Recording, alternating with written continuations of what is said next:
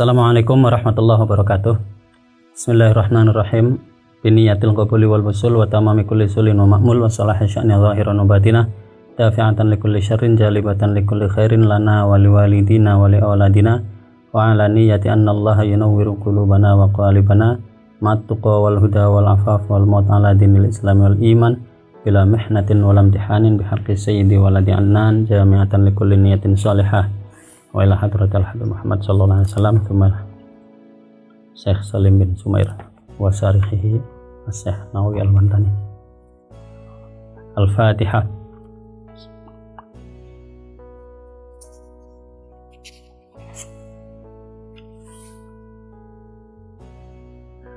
Bismillahirrahmanirrahim. Faslun utawi iki iku fasal suwiji syurutu ijza'il hajari utawi syarate nyukupane watu nganggo sesuci iku sama niyatun ana 8 ayakuna siji yen ta ana opo sesuci iku bisalah sati ahjarin kelawan telu watu wa ayunakko lan yen ta bersihaken opo watu al mahalla ing tempatnya najis wa alla yajifa lan yen ta ora garing opo an najisun najis wala yen takila lan ora ngalih opo najis wala yatro'a lan ora anyar tekah alaihi ing atase najis opo akhorun najis sejen wala yujawiza lan orang liwati opo najis safhatahu ing pantate wong wa hasafatahu lan ing hasafai wong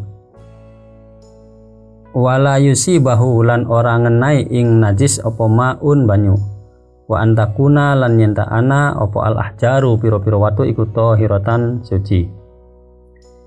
Fasal kali ini akan menjelaskan tentang bersuci dengan batu ketika buang air kecil atau buang air besar.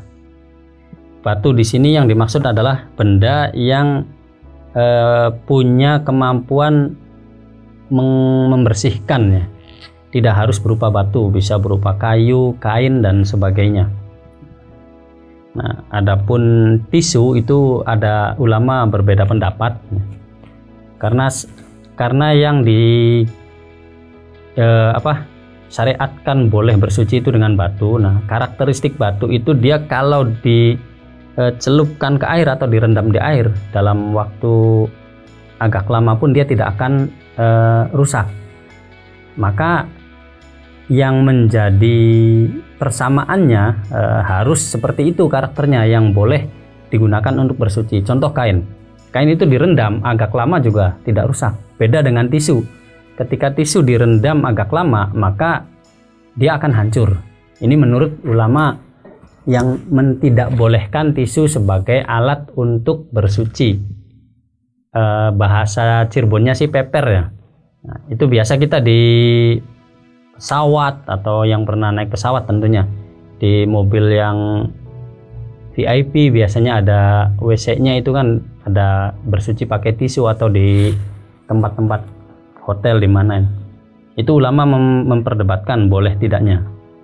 Kalau guru saya Kiai Syairozi almarhum al-maghfurlah beliau menyatakan tidak sah karena tidak memiliki karakteristik yang sama dengan batu, yaitu ketika direndam di air dia tidak mengurai. Nah, kalau tisu itu mengurai. Kita boleh bersuci dengan batu walaupun kita sedang ada di dekat laut. Misalnya kita piknik, buang air di sekitar laut dan kita malas untuk bersuci dengan air. Kita bisa bersuci dengan batu. Atau orang sedang sakit bolak-balik ke kamar mandi, kalau kena air makin nggak sehat, ya sudah pakai batu saja bersucinya. Dalam keadaan normal sehat di dekat laut yang banyak airnya juga kita boleh, apalagi dalam kondisi sakit tentunya. Syaratnya ada 8. Pertama dengan 3 batu. Maksudnya 3 batu itu satu batu yang memiliki sisi 3 juga sudah dihitung 3. Jadi dibersihkannya 3 kali. Kalau mengikuti pendapat yang membolehkan dengan tisu ya berarti harus 3 kali tisu. Kemudian batu itu atau kain itu mampu menyerap najis, kotoran, misalnya buang air itu. Nah, buang air besar itu harus ketarik lah kotorannya. Wala yajifan najis, najisnya tidak boleh sampai mengering, karena kalau sudah mengering tidak terbersihkan dengan itu. Wala yantakila wala yatro'a, najisnya juga tidak berpindah dari tempat keluarnya. Mohon maaf, misalnya buang airnya berupa air kan kemana-mana, itu tidak bisa. Atau tidak ada najis lain yang menempel, misalnya kalau zaman dulu itu kan ada buang air di kobong itu kan, yang jatuh terus airnya naik lagi nempel ke pantat kita, itu kan air yang nempelnya kena najis lagi, atau apalah najis lain yang mencampuri najis yang keluar dari perut kita itu. Kalau ada itu maka harus pakai air. Wala yujawiza safhatahu wa hasafatah, kemudian najisnya juga tidak boleh melewati lubang keluarnya, pantatnya, mohon maaf, dan zakarnya, itu tidak boleh. Kalau najisnya kemana-mana itu wajib dengan air. Wa an la yusibahu wala yusibahu ma'un, kemudian tidak terciprati air najisnya, tadi sudah dijelaskan. Wa yakuna lahjaru tahiratan, batu yang digunakan untuk bersuci ini bisa batu, bisa apapun, tapi dalam kitab lain dijelaskan makruh menggunakan tulang, karena konon tulang itu makanannya jin.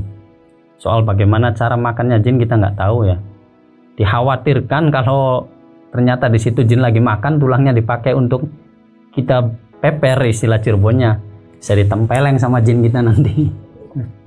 Jadi hati-hati, jangan suka nginjek tulang secara sembrono, jangan main tendang kalau ada tulang, siapa tahu di sana ada jinnya. Menurut sebagian ulama, jin itu makanannya tulang. Jadi kembali, kita boleh bersuci dari buang air besar atau kecil tanpa harus menggunakan air, yaitu menggunakan batu. Yang paling utama tentu batu dengan air, dicampur batu dulu, setelah itu diteruskan dengan air.